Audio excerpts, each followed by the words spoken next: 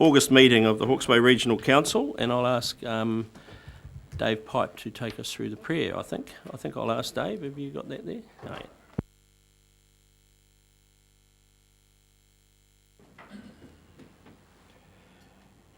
O God, our Creator, bless us as we gather today for this meeting. Guide our minds and hearts so that we will work for the good of our community and help all your people. Teach us to be generous in our outlook, courageous in the face of difficulty, and wise in our decisions. And we ask this grace through Christ our Lord. Amen. Right, so no apologies today. I think we were full muster. Notices for today? Mr Chairman, staff will give an update on the Havelock North water supply contamination issue in general business, but not as part of general business. Okay, thank you. Mr Chairman, I have to leave the meeting for probably half an hour at 2:30, but I'll come back. We're still going. I can't avoid it. Question of clarification. I heard what the interim chief executive said, but I wasn't quite sure what it means. So, when you say in general business but not part of general, Sorry. So at the time of general business, at the conclusion of the meeting, Yep. of the formal part of the meeting. In open. Yeah. so under what heading would we be doing? Minor items. We'll do it in minor items, but as a special minor item. Special minor item. Meaning we can ask questions at the time. Yep. Just to give staff a bit more of time today to get... And it'd be opportunity for some comments too. Absolutely. Questions. Thank you. Yeah. No further notices. Conflict of interest declarations. There being none. The minutes of the 8th. Right. Let's go through them for accuracy. Page 2, 3, 4, 5, 6, 7, 8,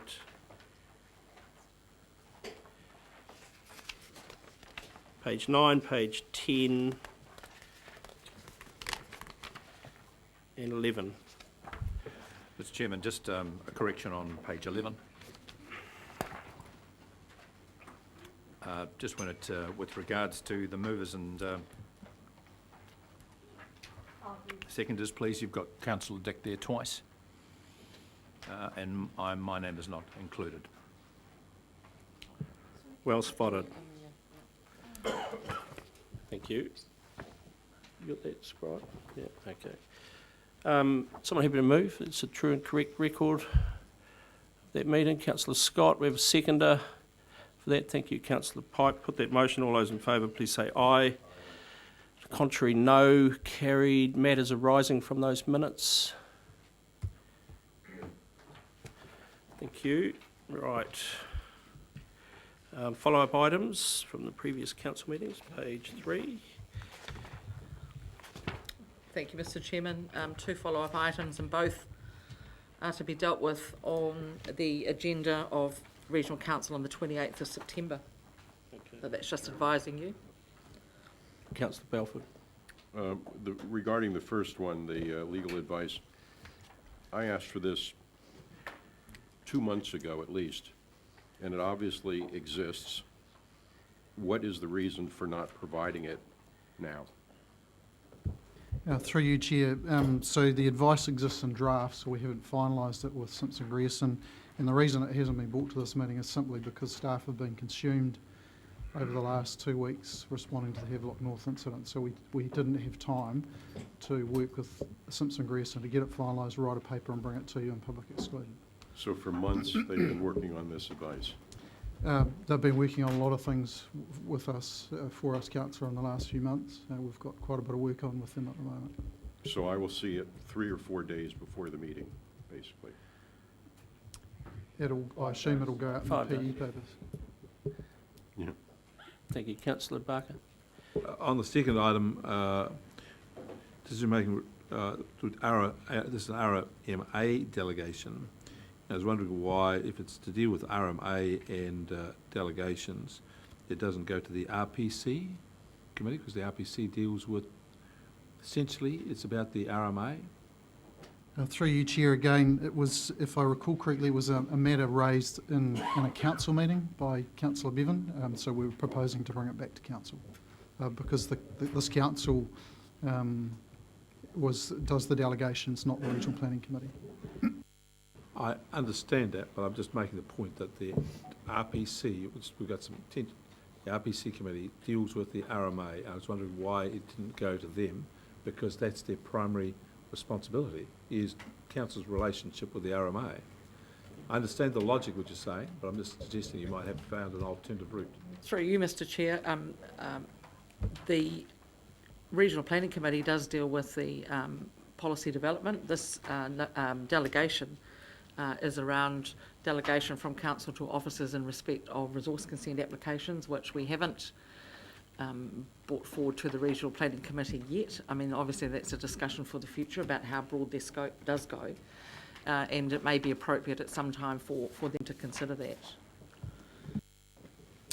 Further questions? Someone happy to move? Councillor Scott, thank you. Councillor Bevan. No discussion. I'll put that motion. All those in favour, please say aye. Contrary, no. Carried. Okay, item 7, affixing the common seal. Page. Oh, minor items, sorry. Good thinking, good spotting. Where are we? Right, minor items. Councillor Graham. I have two, stock and effluent in the Tuki, and the second one is comments or questions from a community meeting held in Hastings. Questions. Cool.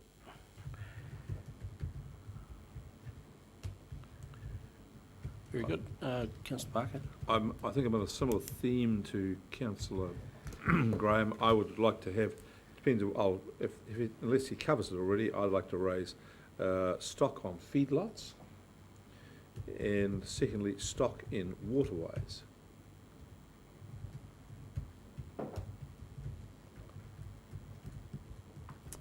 Very good. Councillor Belford. Energy futures meeting. Oh, yeah.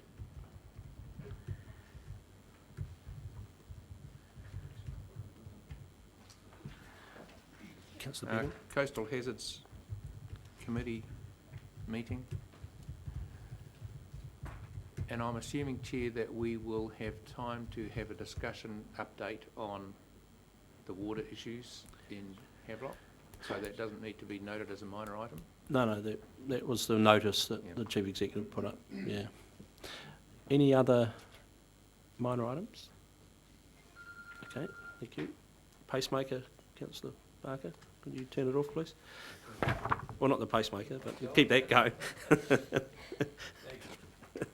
Okay, item number 7, affixing the common seal. There's quite a few. There's a lot of activity, isn't there, Mr. Drury? Can you talk a bit about that? Yeah, through you, Mr Chair, I mean, yes, an amazing amount of activity. It never seems to stop, really. Every time I go into the financial accountant's office, there's mountains of folders. So yes, they are moving through, and you and I have to sign both of them. So there is a lot of activity, and we'll come to that as part of the financial report, where I actually indicate the number sold for this current financial year, which is high. We might dwell on that there. Any other questions in regard to both sales, transfers or warrants? Councillor Barker. Sorry, I'm a bit behind by the 8 ball today. It was still on item 5, and I see there's a lot of OIA requests. I'm not asking to go back over it, but I'm just wondering, do we post these OIA requests up on our website so they're accessible to everybody? And if not, why wouldn't we? Because there's a number I'd like to look at myself, so it saves double asking. You with me? Just in the previous item.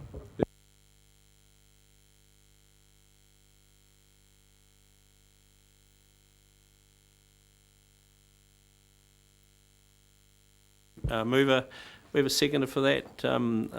Thank you, Councillor Pipe. Discussion. just a comment, Mr Chairman, this is probably one of the longer lists of sales that I have seen within any 1 month, and it outdoes what we achieved by discounting.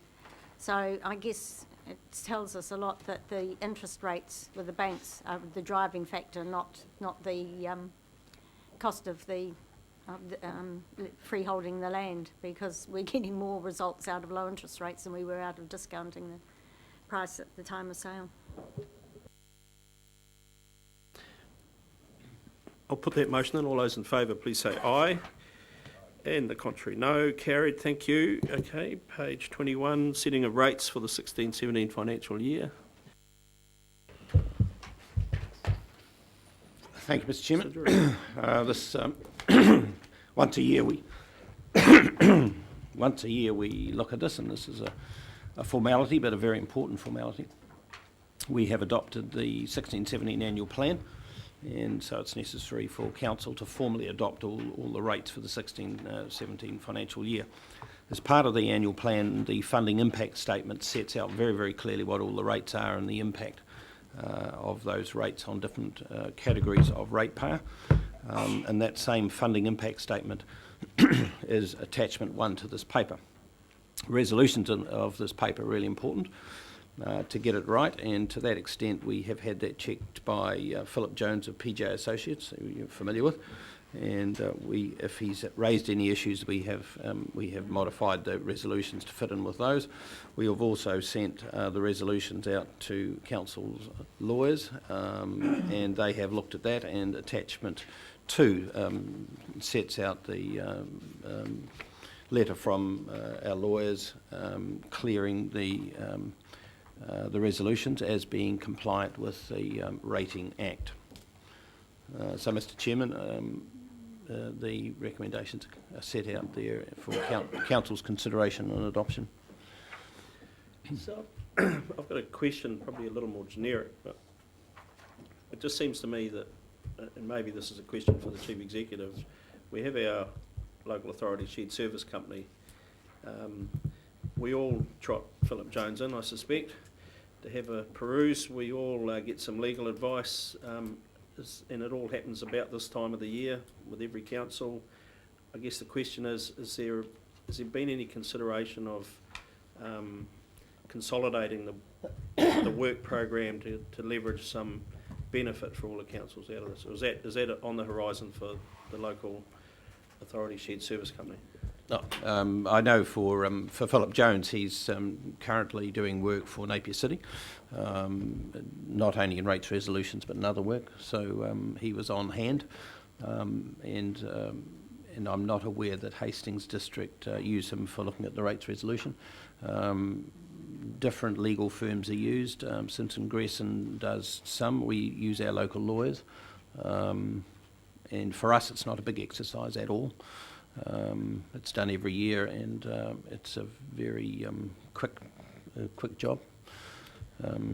If I could add perhaps just a more generic response in terms of the local authority shared services, we are looking at, I have been looking anyway, at the legal aspects of our businesses, and where we may be able to jointly procure certain types of legal services, perhaps some of the more operational types of services such as this, or in our case, the leasehold land legal requirements and things like that. So we have been looking at how we may be able to do that. Right, further questions? Councillor Bevan. Yeah, I just note in the commentary on page 25 of our papers that the Act specifies that annual general charges and targeted rates are not allowed to make up more than 30% of total collections. What's the rationale for that number? And you'll note that we're up to 25.9 or 26%. The rationale is that uniform annual general charges are a very regressive way of levying rates. Every ratepayer pays the same, so the impost can be quite... Say progressive or regressive? Regressive. Regressive. It's certainly not progressive. It's regressive. So it has a high impact on those ratepayers that have low incomes or low wealth. So the legislation has limited that. Certainly, you wouldn't want to do it 100%. Councillor On Barker. on the rates that people finally get charged, they're comparatively around the country very low, and that's in part, a large part, due to the subsidy that we put on the rates from the shares from the Port of Napier. This is something which is relatively unknown, I would suggest to you. And I'm wondering whether with this rate round, whether we should make a clear statement what the rate actually is across for the cost, less the amount that's subsidised by the shares in the Port of Napier, and this is what the final rate is. So it's very clear. It's not clear at the moment at all. Through you, Mr. Chairman, it is actually very clear. We've had this discussion from nearly or most years on our rates assessment, and very, very clear and big bold is if council didn't use the revenue from its assets or some wording like that, then your rates would be another $210 or something. So, I mean, a person may pay $260, and there, right next to that figure, is if we didn't use our regional, if this council weren't fortunate enough to have regional income, your rates would be a further $200. So it's quite transparent that the use of regional income is keeping rates down. Thank you. Further questions? Someone happy to take us to the resolution? You are, Councillor Dick. Thank you. We have a seconder in Councillor Scott. Thank you. You wish to speak, Councillor Dick? Oh, simply that it's a good job, well done, and congratulations and thanks to the staff.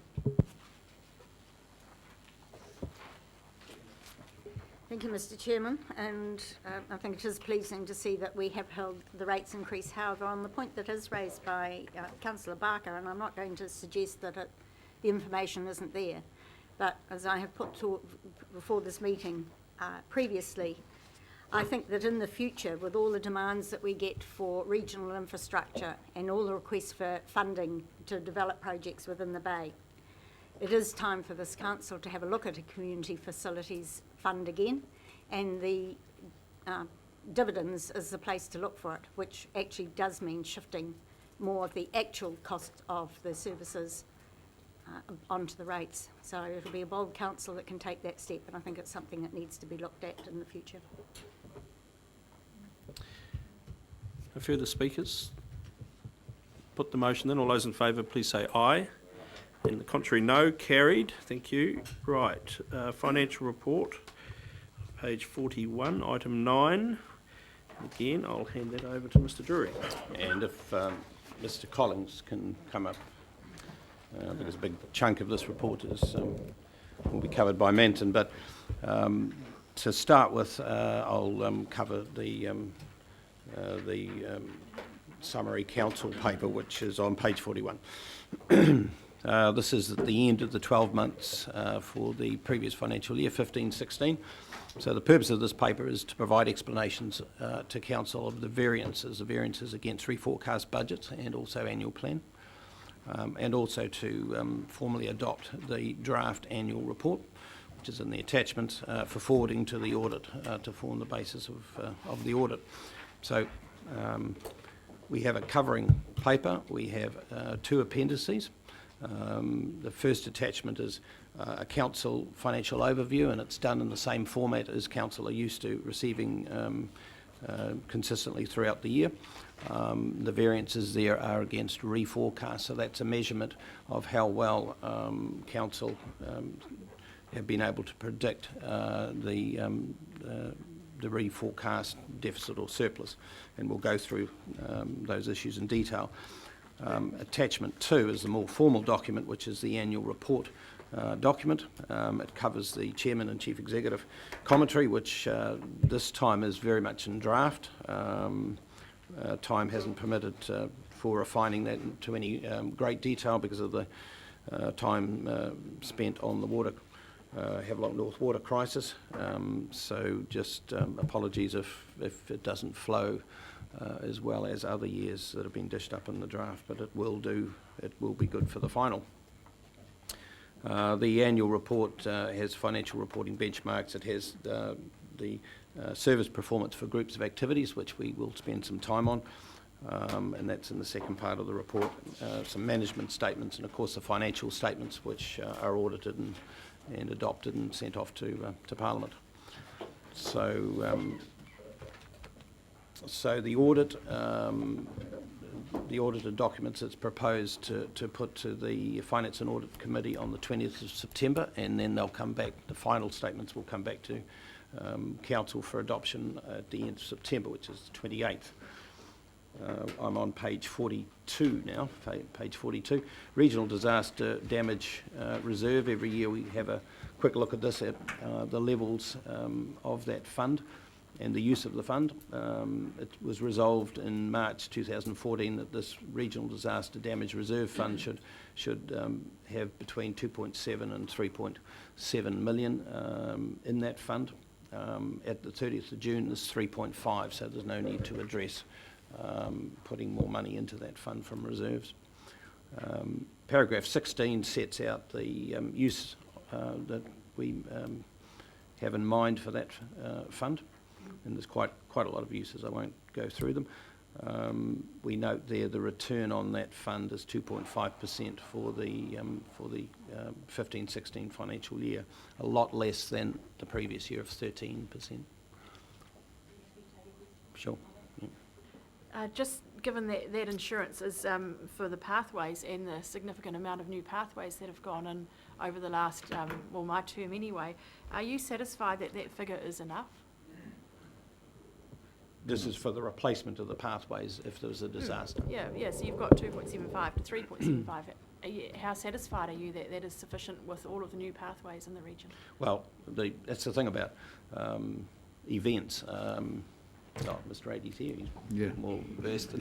I can answer that. We're still working through the details of the actual insurance, but the pathways where they sit on top of a stop bank are an integral part of the stop bank, and they're covered under that part of the insurance, and that is by far the majority of the length. Yes, we probably do need to just reassess the risks around uninsured assets, responding to an event and to meeting the excess cost. So that is a work in progress, still needs to be done, and done in more detail. The other aspect, though, is that central government are currently looking at their current policy of meeting 60% of the cost of a disaster. And so we generally insure for 40%. Central government are likely to change that. Timeline for that is unknown, but the conversation is certainly active. And that certainly, once that decision comes through from central government, it will be worthwhile doing a complete review of our internal reserves. Councillor Bevan. Yeah, thanks, Chair. I'm sorry, I'm backtracking slightly to the first page of the report we're considering, where you mention about this being draft because you're wanting to insert some commentary on the Havelock North water crisis. I was slightly surprised by that. No, I'm sorry, Councillor, I was to make myself clear. The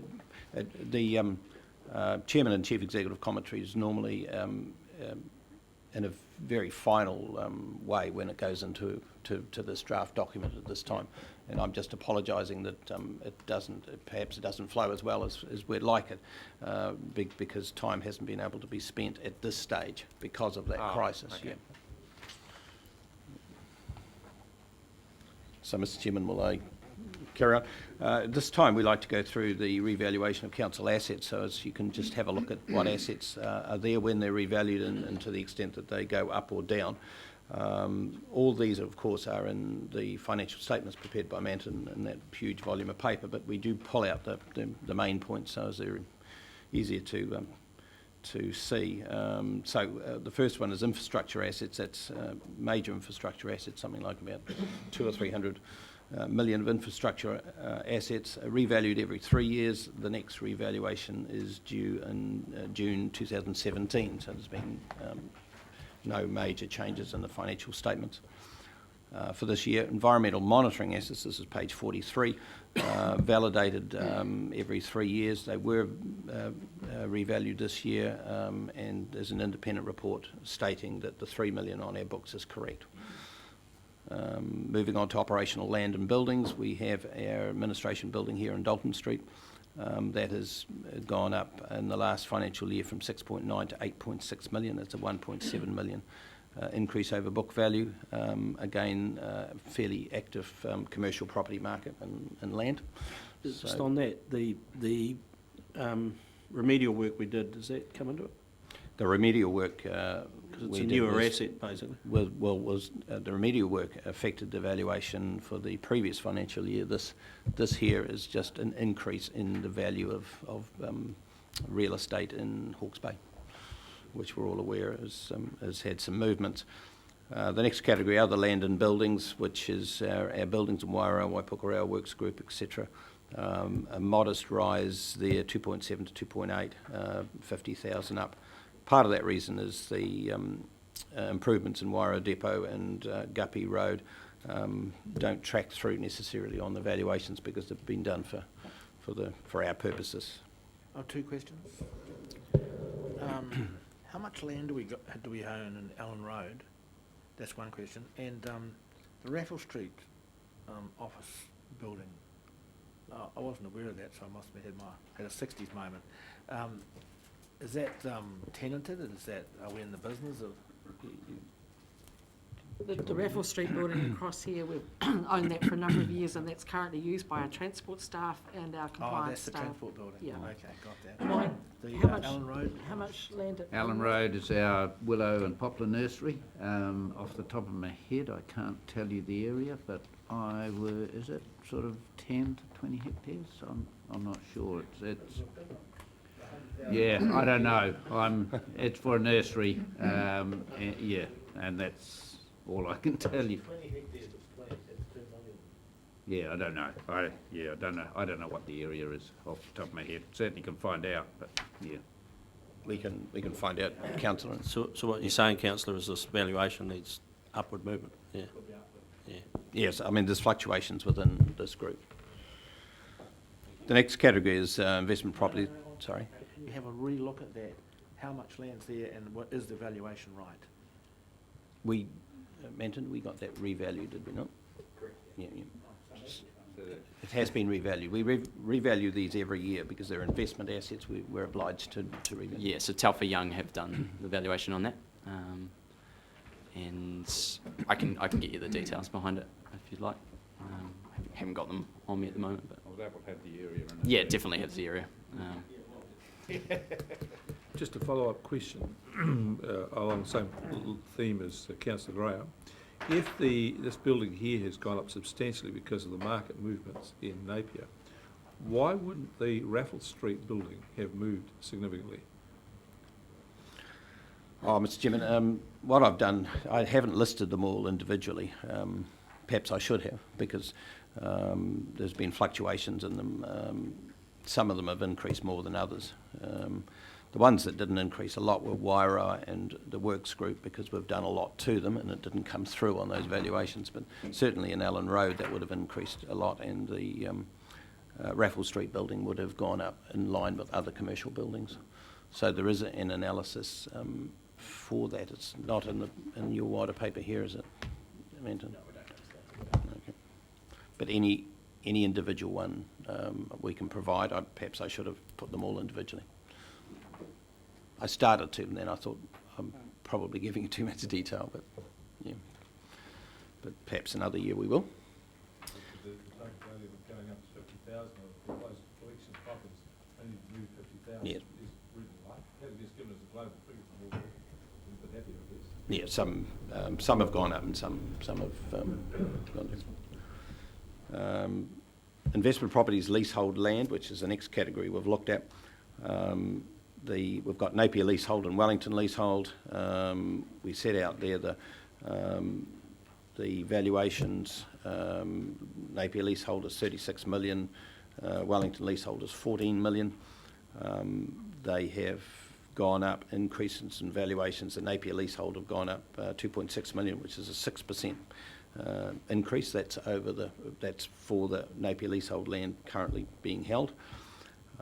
Wellington leasehold has had a 20% increase in value over the last year. The Wellington market is certainly in land has been quite a big markup there. So that's a pleasing result for people that hold land in Wellington, and this council does.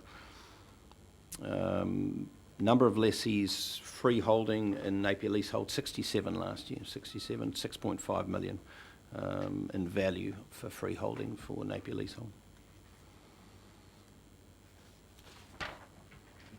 And in spite of those, as well as those increases in valuations, I make the note there on paragraph 28 that Napier leasehold yields in the order of about 4.7% at the moment on valuation, and Wellington 6.8% on valuation. So both of them, certainly the Wellington leasehold is a good investment.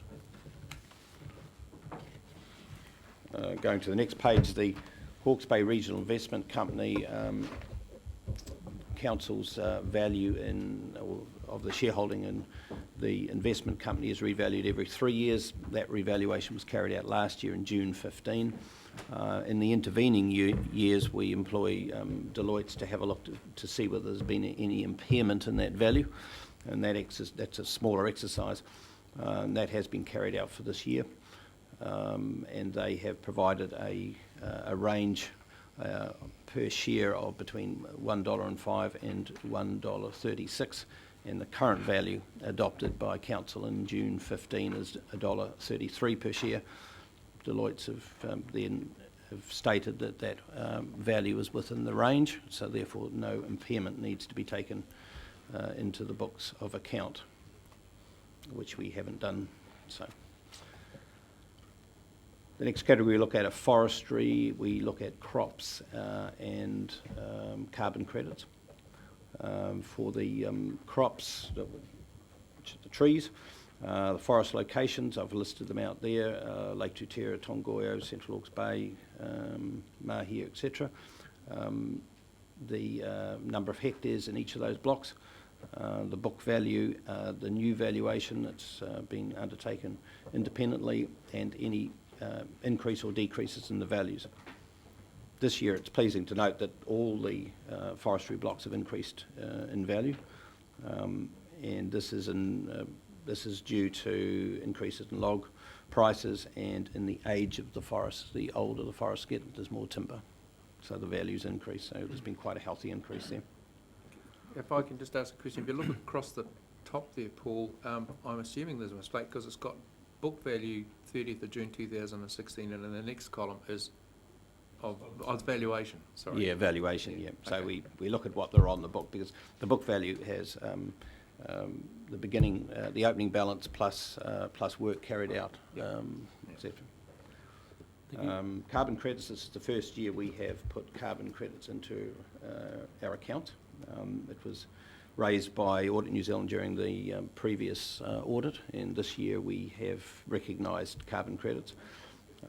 The price is a lot better this year than previously. I think they were $7 a year ago. Now it's $17.90, so there's been a lot of strengthening in the carbon price per tonne. Councillor Scott. I do have a question around that, Mr. Chairman. And I didn't realise how much that had leapt up recently, but some years ago we were told that $15 was the break-even point on investing in carbon, which was why we went ahead and planted all those eucalypts. What is the assessment now of, and I see back further through the accounts in the attachment, that we have entered now a profit on those plantings. What is the break-even point now on price per tonne of carbon? Yeah, please, if you can. Yeah, I can't answer your question directly because all of those are sunk costs. But I will say that we have to review the carbon sequestered in the forests by the end of 2017 is the next date for reassessing carbon. There will definitely be a huge increase in carbon sequestered by those forests since they were last done in 2013, I think. And so that will be the time to just review where we are.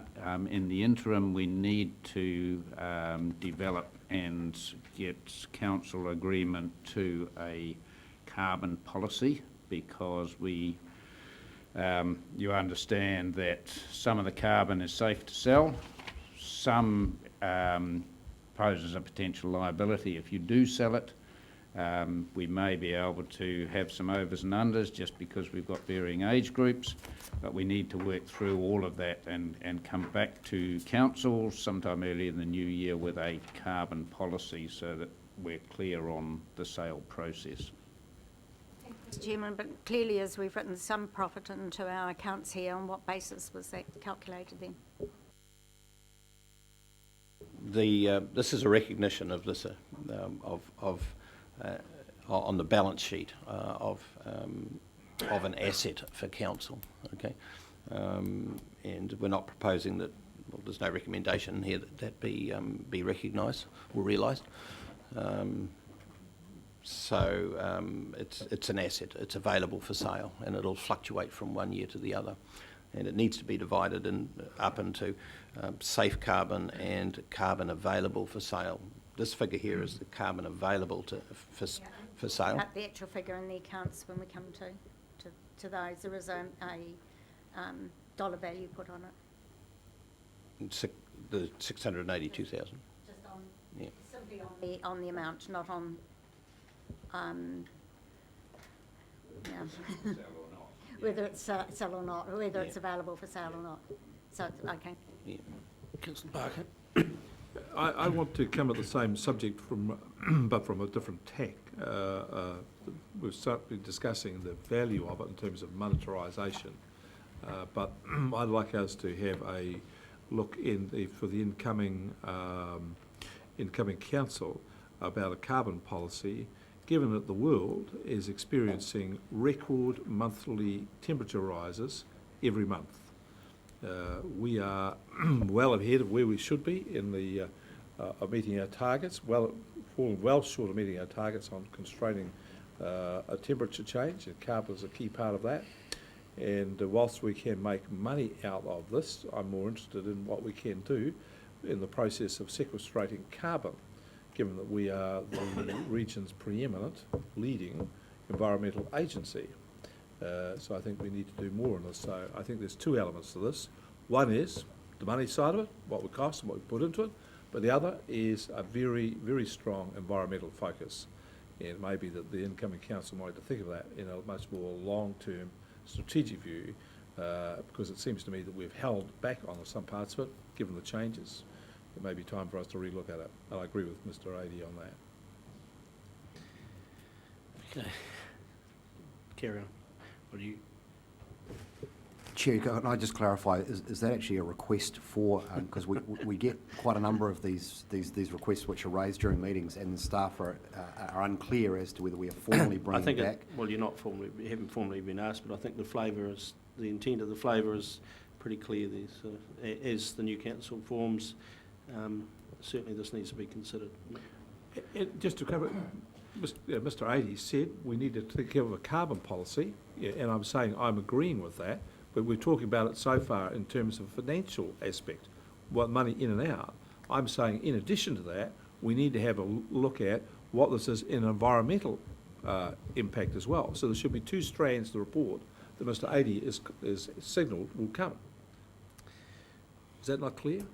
I absolutely understand what the request is It's and not the rationale for it. council. That's what I'm trying to clarify. Councillor Barker's view. Do I need to put some people on a piece of work around developing it? No, but Mr. Adey said that the report needs to come next year, to presumably the new income crowds. I'm agreeing with him, but it's just saying the report needs to have two dimensions. It's certainly an up-and-coming new area, that's for sure, both for council and others.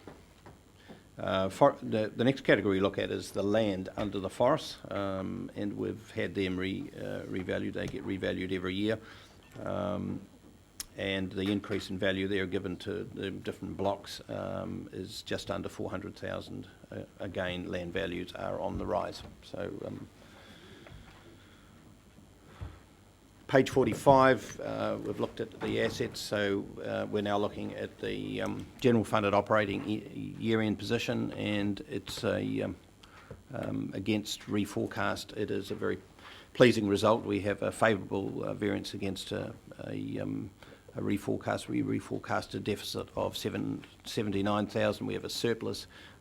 We have achieved a surplus of 68,000. We have a favourable variance of 147,000. Based on a $40 million budget, that's close. We don't really like to see huge surpluses because that could indicate work not being done, and certainly we don't like large deficits either. So we're close. Chair, I'd just like to comment, that is actually outstanding.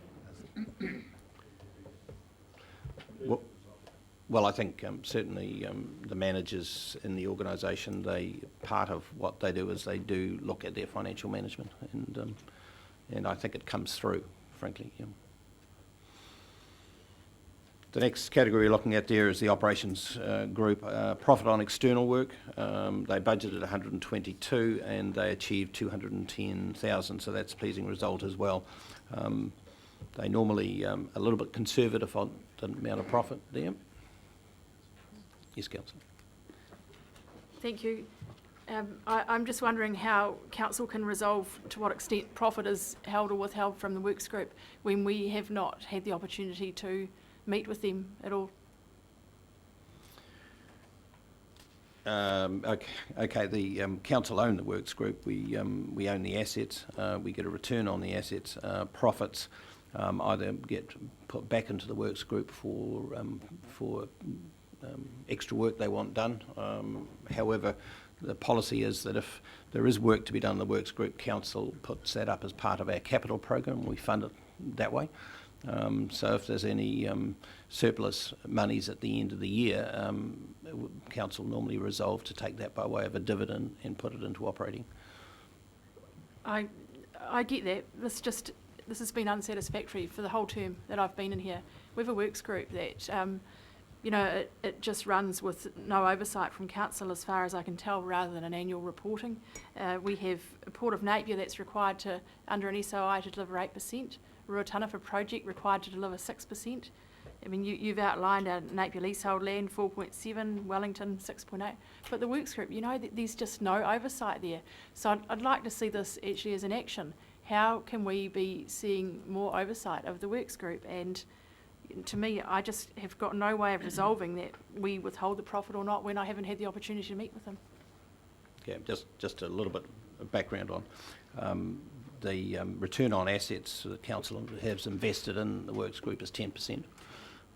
So we get a payment of 10% return on assets, and this profit is on external work. It's about 20% of their activity, and this money is available to either come back or not. The surplus on the work they carry out for council is rebated to the schemes that the money was spent on. So there's a big rebate coming in there as well. But I take your point. It's difficult for councillors to really understand what they're doing and accomplishing if they don't tell you. Do they only do an annual report here, do they? They don't do a 6-month. I think perhaps what you're saying is perhaps a quarterly report from the works group to more involved councillors would be on order. Councillor Dick. What I'm saying is that I think there should be a whole review under Section 17A of the Local Government Act that we are providing services in the most efficient way in areas of infrastructure and delivery, and I don't believe that has been done in this whole term. It was overlooked when we did the Section 17A review completely. No, I don't agree with that. It was done. No, only it one wasn't. review done. The review was done, but it didn't cover that part of it. And when I that asked you part at the of it, time, okay. you just said to me, "Oh well, Okay. didn't ask for it." Okay. I mean, I keep asking for actions in this, and I don't get them coming through. Councillor Dick. Mr Chairman, so what proportion, it's just not clear to me, what proportion of this external profit is going to be put back to the operating account as opposed, is there a retention for Works Group? No, there's no retention for the Works Group. The Works Group, if they want to develop anything or purchase anything, that's funded through Council's capital program. So if they want to spend money on buildings development or plant, that's all funded as an extra into their capital. There have been retentions in the past. There have been. Yeah. But And that was for a building renovation from memory, yeah. in terms of Councillor Hewitt's concerns, I think there's two potential answers. One is, as Chairman of Corporate Services, she could require the Works Group to, in effect, make a report to governance a couple of times a year. The other is that the terms of reference of corporate services provides for rolling reviews of business units, and council could decide that Works Group is the first one to be dealt with next year, So how if any can, of us are here. how Yeah, can we just- today get satisfaction on this recommendation number 3? Well, the recommendation is that the money is transferred over. If you don't agree with that, you don't vote for it. Can do, yeah. Mr. Graham.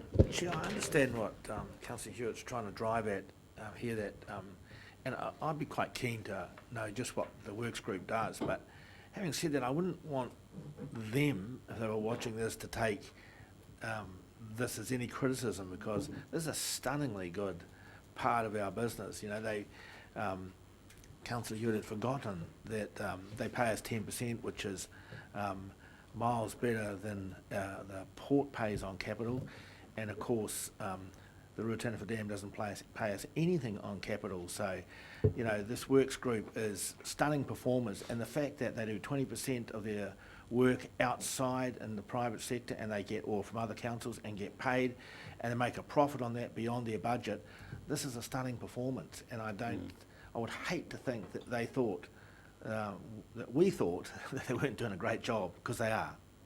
But I'd like to know about what they do and dig and carry on as well. I'd like them to come and have a report to us, but I wouldn't want to get it too onerous. They're doing a great job, and we're taking 100% of their profit without hearing what else they might need. So I'm concerned about that. They are us. That's the issue. The point is, if they do want anything, it's funded through capital. And no, I do hear what you're saying. I mean, if we took money out and didn't put money in, then I'd be right behind you. But they have a big capital program which we fund, and this here's a profit element on external work. Okay. But I hear what you're saying. I think you certainly appreciate what the Works Group are doing. It's just that you don't get enough presentations and knowledge about what their aims and objectives are, and I think that part needs to be put right as a CNS. Through you, Mr Chair. I think, Councillor Dick talked about the terms of reference. I think you're probably referring maybe more specifically to the Finance, Audit and Risk Subcommittee, and between the of two. which Councillor Hewitt's also the chair. So it's certainly, I think, feasible for us to put that on the work program, and we can discuss that at the upcoming subcommittee meeting in a couple of weeks, but have that as a priority for a close look at the Works business unit. Thank you, Chief Executive. Very elegant outcome. Continue. Are you finished, Mr. Drury? The council paper, Mr Chairman, the recommendations 1, 2 and 3 need to be moved, but perhaps we should look at the attachments, which is in this big pile of paper. The attachments 1 and 2 before resolving the recommendations. I agree, yes, this is a draft. Any questions, queries or suggestions need to be made now and clarified before we finally adopt the final outcome at the end of September. So Councillor Scott. Mr And I've got 6 questions relating to the attachments, so how many you want to take at a time? I Well, don't. let's go, do all Leave it. 6 and give us your Okay. page numbers as you go, Yep, please. and some of them really are just for information rather than for clarification, as this is a report, the annual report. On page 14, under regulation, is the reference to the 89,000 spent on the Building Act implementation. Can you clarify whether that is, I presume this is our responsibilities under the Building Act for dams? Is this work that we have done ourselves on low impact dams, or is this contracted through Waikato for, I think medium and high impact dams go through Waikato, don't they? Yes, so it's, through you, Chair, it's a combination of both, excuse me, our own internal staff time and the external costs of providing or paying for Waikato Regional Council to provide that technical advice and processing for us. We haven't processed fully any applications ourselves, so there hasn't been any applications that we processed for low impact dams. No, but we have had quite a reasonable amount of dialogue with them in regards Ruataniwha because they're active in that process.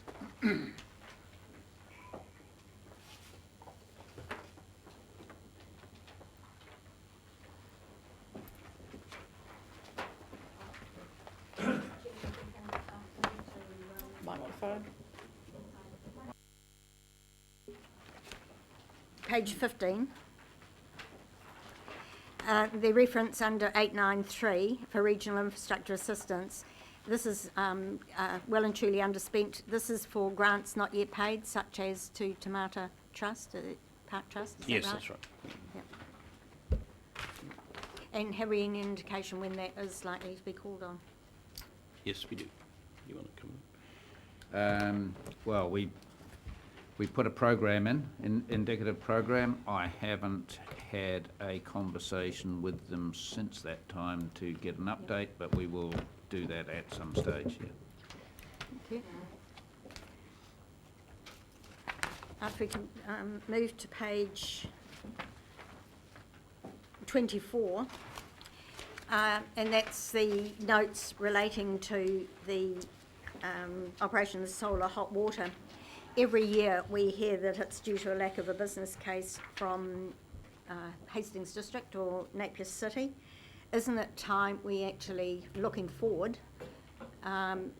did something about reviewing that entire approach to solar energy and see if we have a better program that's more likely? This has been on our books for so long now. We have no uptake of this. The policy that actually is not achieving any results. So this is the report looking backwards, but looking forwards, is it possible to revisit the whole policy rather than just keep carrying it on our books as it is? We included that policy on the basis of submissions that were made originally to the 2012 long-term plan, and then there were submissions in support of retaining it. It is purely a financial provision made by us to allow such a scheme, were it to be proved feasible, to operate under the same way as we have the Heat Smart program. So I guess, in answer to your question, it is probably a serious discussion to have with Hastings District and Napier City at some time in the not too distant future about whether or not they are still proposing to investigate that. If they're not, then I think we come back to council for you to determine what, if anything, should be done with that financial provision. I just ask, is this forming part of the energies consideration? Yes, Councillor. So it is part of a bundle of issues that were discussed yesterday, and when we get to that item in the minor items, so I'm sure that Councillor Belford will provide an update on that, and that will lead us through, of course, into the refresh of the next LTP. We can reconsider what activity we do in this space.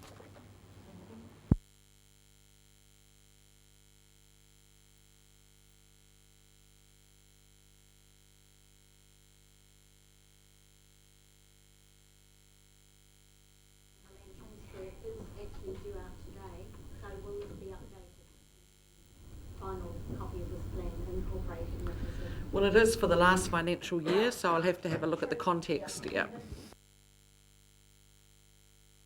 Just while we're on page 30, there's a paragraph there that's third down, which starts progress on Ruataniwha water storage, and it says in the top part of that paragraph, it says it was pleasing that the consents were confirmed, no appeals, and then further down in the same paragraph, it goes on to say, at the close of the financial year, 2 legal challenges were still outstanding.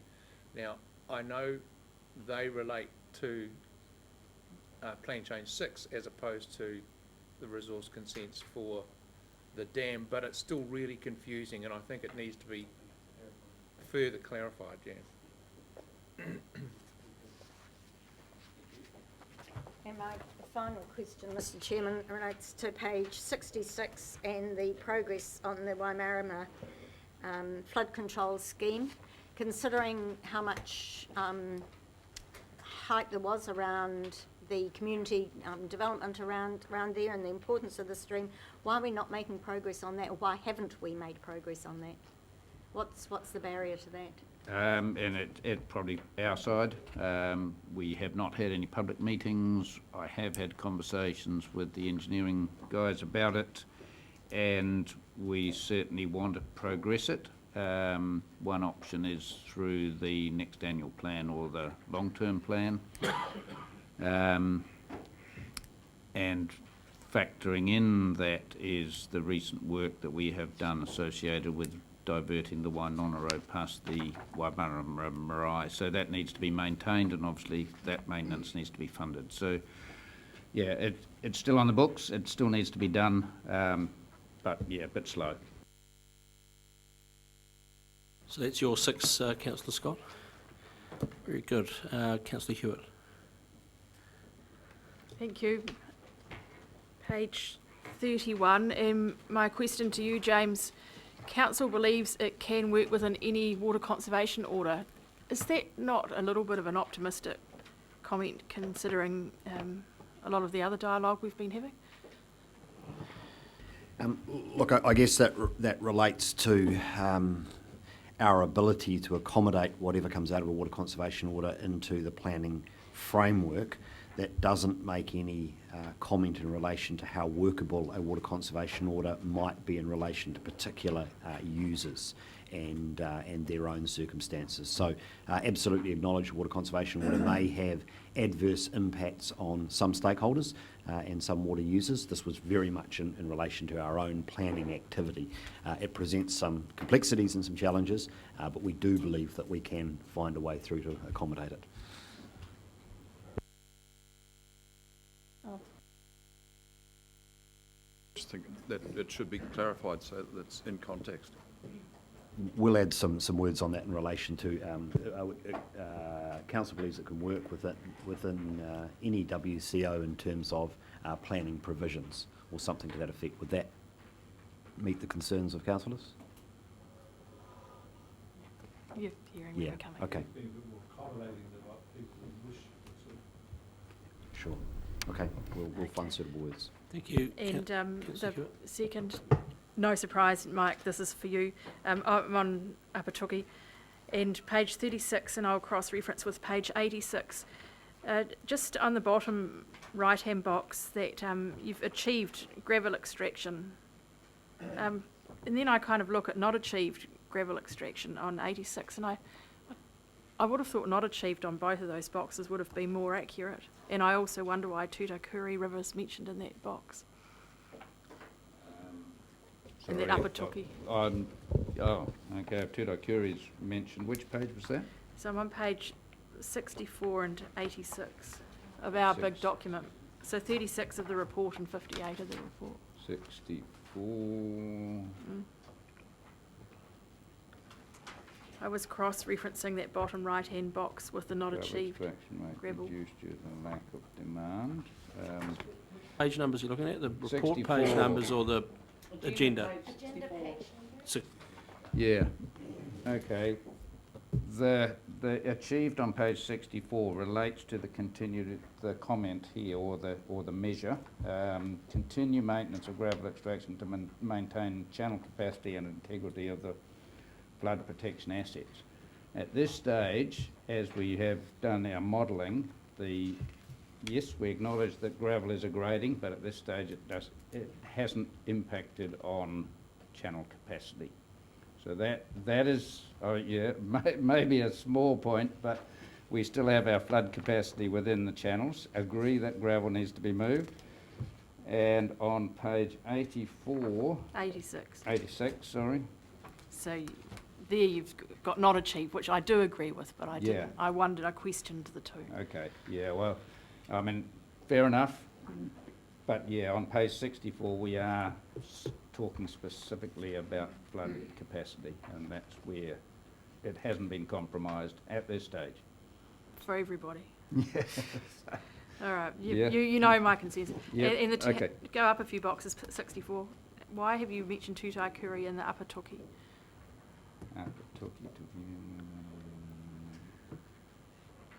You're on the right-hand column, Oh, third one page down. 64. Mm. Sorry.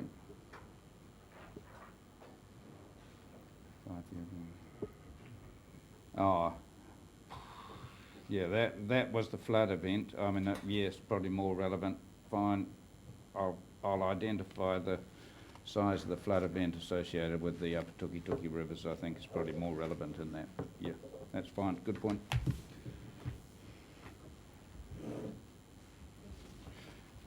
Councillor Pike. Yeah, thanks, Mr Chair. Just firstly, I've got a couple of questions, but I just want to congratulate Paul and Manton and the team on that general funding operating result. I think going from a deficit to a favourable variance is pretty good in that forecast. Well done. The first question I think is targeted really to the Chief Executive, and it's with regards, if you look at page 7, unexpected expenses and workload. First, talking about legal fees in the governance and community engagement area, and the second part in the number, and it's reflected in our agenda, the number of requests, the Lagoima requests that we're having. I just want to know what the impact that is on the whole operation, both financial and workload. It just seems that, you know, okay, we've got to respond to the inquiries, and I'm not suggesting we don't, but particularly with the Havelock North situation, we're getting a lot of requests, so it must be pretty demanding on staff time, and they must be putting other stuff aside. Is that correct? Yeah, that's correct, but you're right. We, under the Local Government Official Information Act, we are obliged to answer requests, and you know, that's part of democracy. So we do that, and there are guidelines and criteria around how often, or should I say, how much work is involved in any particular request, and therefore, you know, perhaps the ability to charge for it over and above an hour. So yes, it does have a flow-on effect on other work which just doesn't get done necessarily, or not done in a timely manner. As far as cost is concerned? As far as costs are concerned, it's principally internal staff time. If there's any external expenditure, by that I mean, you know, in relation to perhaps large amounts of photocopying, although that tends to happen far less now with all the electronic communication available. Most people, it all gets delivered by email, so there's not a lot of expenditure in that regard, but in terms of staff time, that always gets monitored to make sure that if there is likely to be a charge or a significant charge, then the person requesting the OIA is informed of that ahead of the information being provided. So you're quite happy that the impact is minor? It's not always minor, but it's just something that we're required to do, so we just ensure that it's done within the resources that we have. Second question is to Mike, I think, and it's on page, I can find the page, 100. And I know there's a big push for pest eradication and so forth, and I just noticed in the rabbit aspect, because we're focusing on a lot of other pests, and rabbits sort of haven't hit the headlines at all, and I noticed in the achieved aspect, when it talks response time for rabbit complaints and so forth, there is an increase. It seems that there is an increase either in some areas, or is it overall? I just want to get a feel whether we've got a problem that's sort of bubbling up there that we need to address in the future. Rabbits are always a problem, and for some landowners a lot more of a problem than others. So the way we approach them now is that we do have a reserve fund to meet a 50% cost of any works, with the farmer meeting the other 50%. Now, obviously, that requires the farmer then to make an assessment of the impact that rabbits are having on his particular piece of land and whether or not it's worth making the investment in knocking them right down. So they meet 50% of the costs. We do, in terms of our regular or annual biosecurity reports, provide an indication of the level of immunity that rabbits now have to RHD, and we have shown that that has increased over the last 15 years or whatever it is since RHD was introduced. And just in terms of rabbit numbers, there is now an application in front of the Environmental Risk Management Agency, I think it's EPA now, to bring in another strain of RHD, which is a whole lot purer than previous strains. I think it is due to be released in Australia very shortly, so that will give us a pretty good test of how effective it is. But yes, we are very keen that it is released into New Zealand in a managed way this time, rather than the old kitchen whiz job that happened last time. So there is a tool on the horizon, but yeah, rabbits are an ongoing problem. They are very difficult and very expensive to control. Just to follow up, just to follow up to that, is there any particular area of Hawke's Bay that is a concern at the moment? North faces soft soils where they can burrow easily are high, generally have high incidence of rabbits. Some farm management practices do, I suppose, exacerbate the problem.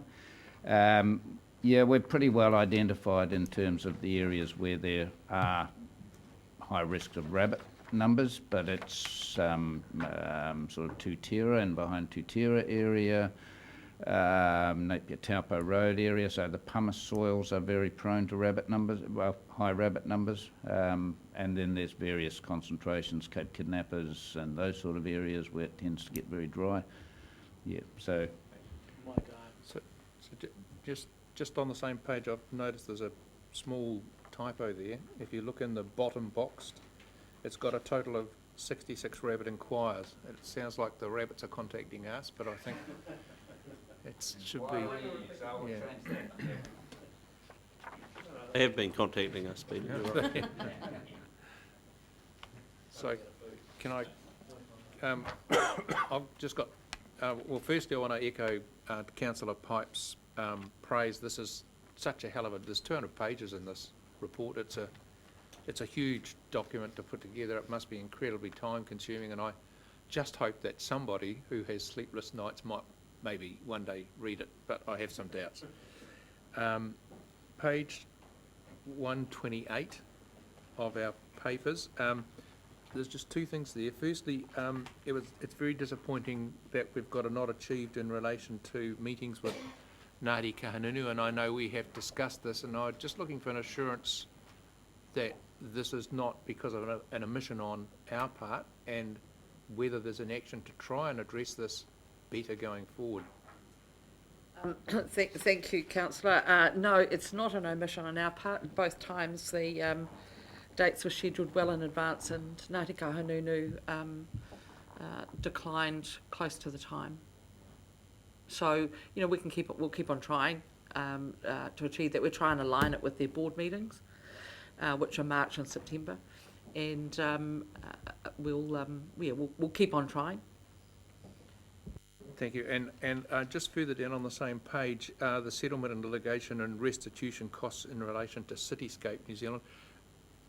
Just remind me, this is the building that we occupy where we refurbished and we weren't supposed to under the lease, and they demanded that it was put back into its original state, and the whole thing just sounded like a ridiculous shambles. So it's actually cost us some money. We did a deal. Mm. Pay the losses. Jesus. Yeah, it was through Mr. Chair, it was itemised in the reforecasting exercise put up to council, and it was an unfortunate circumstance. And if you remember, Matthew Lawson presented the facts at that time.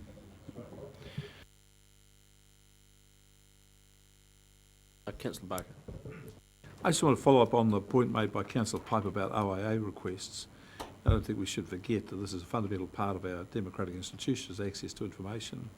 So I would be interested, particularly from the report but flowing out of it, if there are situations where we are struggling to provide information, that we provide the councils are drawn to the attention, council's attention is drawn to it, and we have sufficient provision so that we are able to meet those things. I don't want to see the system jammed to a stop because we can't do it. Obviously, we've under-resourced it. I think councils would want to know the case, so we can resource it properly. Thank you. Further questions? Councillor Scott. I couldn't count, I only asked 5 questions, so if I can ask my 6th one. On page 66, with regard to, oh no, I'm sorry, wrong page. Page 123, with regard to our Memorandum of Understanding with Massey University, we've taken a different approach to that, and I suspect it is giving better outcomes for us. I'd like to know whether that is so, and is it also giving better outcomes for Massey? I mean, has this actually got that memorandum working better? Through you, Madam Chair, I think, Mr Chairman, sorry. It's a good start. Madam Deputy Chair. Yes, so look, really, effectively what's happened is, if you like, is cutting out the middleman, and we have a number of direct relationships now with ourselves, with researchers at Massey University. The downside, if you like, is that the service that was being provided by the person doing that role was actually more of a community extension type of work. So he was a conduit for Massey within the region. So that really, that gap is missing. But in terms of the Massey Regional Council relationship, it's probably working more effectively. Thank you. I think. Okay. Any other questions? Someone happy to go to the recommendations then? You Councillor Pipe, you happy to move? We have a seconder in Councillor Scott. Thank you. You wish to speak, Councillor Pipe? Once again, I think I just want to reiterate what has been said around the table by Councillor Bevan and others. Congratulations to the staff. A huge amount of work goes into this, and we do appreciate it, and it's all good. So thank you very much for your work. It's a very pleasing result and a very, very clearly put out report, and it doesn't occur without a lot of hard work. I think the outcome, we do recognise that it does take in all the carry forwards, and that happens every year, and of course you can't count until you've got to the point of approving their carry forwards that they will occur. But it also, of course, takes the previous year's carry forwards into account, as it swallows those as well. So I think it's a very good report against the LTP and very good outcome. Further speakers? Councillor Barker. I'd like to also congratulate people on a fine report and some outstanding results. The only thing I got from reading this report at the end of it was there's so much here. I wondered how an ordinary member of the public could ever drill their way into it usefully.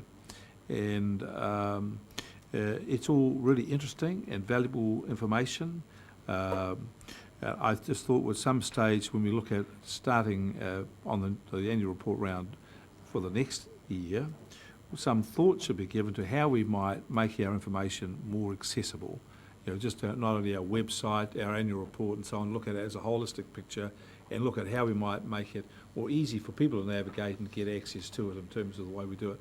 I had a sense from our reports, we do them well, but they're done because we did it the same way the year before and the year before that and the year before that. So we get the sort of annual reporting style. I'm just thinking, what is the way in which we can reshape or reposition our information so it makes it more accessible and more readable to people. I don't know there's an answer to it, but I just feel it should be a thought, because so much is locked away here, I think, for a number of people, because it's just too intimidating to look through. But great work, thank you. Thank you. Councillor Dick? No? I think the Councillor Barker's sentiments are valuable and should be looked at next year, but the reality is that these documents are written to meet legislative prescription, and the only person you probably will expect to read them thoroughly is the auditor. Councillor Hewitt? And the councillors. Maybe. Yeah. Thank you, and thanks to the staff. I would like to pick up on Councillor Barker's suggestion too. I know that, just for instance, there's a lot of information in here that quite simply our investment portfolio could be just simply somewhere. I know a lot of intelligent people in the community who still don't have a grasp of what we as a council actually own on their behalf. So I see opportunities to be taking some really interesting snippets out of here and telling our story a lot better. And I'd just like to say thank you for taking number 3 separately, because I've been really pleased to see the profit that's coming out of the works group, and I haven't received satisfaction that we aren't taking too much money from them or leaving them short today. So I look forward to closer engagement with them going forward. No other speakers? Wish to sum up? Councillor Pipe, just remind councillors that I'll take 1 and 2 together and then 3 separately after that. So for recommendation 1 and 2, all those in favour? And against? Carried. And recommendation 3, all those in favour? Aye. And against? Carried. Thank you. Okay. Let's now then